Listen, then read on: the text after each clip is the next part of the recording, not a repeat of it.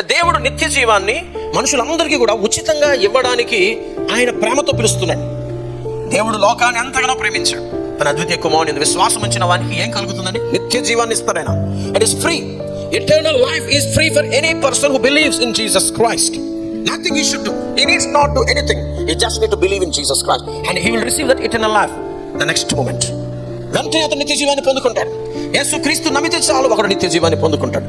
నిత్య జీవము ఈ లోకంలో మనం దేవుడి ద్వారా పొందుకునే జీవం. అలాగే ఈ జీవిత అనంతరం శాశ్వతమైన రాజ్యం, మోక్షం.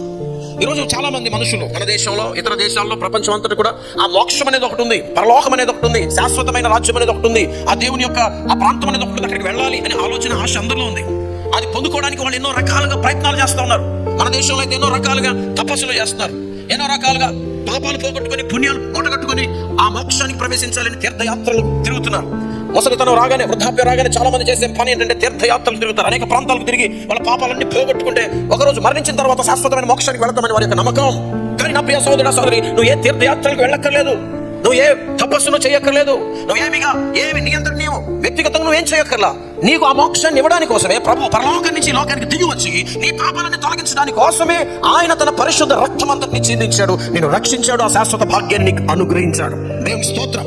ఇదంతా కూడా ఉచితం. This all free. ఈ రక్షణ అనేది ఫ్రీ, ఈ మోక్షం పొందుకోవడం అనేది ఫ్రీ. ఎంత గొప్ప దేవుడు మన దేవుడు చూడండి, ఎంత గొప్ప నమ్మకం మన నమ్మకం, ఎంత గొప్ప విశ్వాసం మన విశ్వాసం.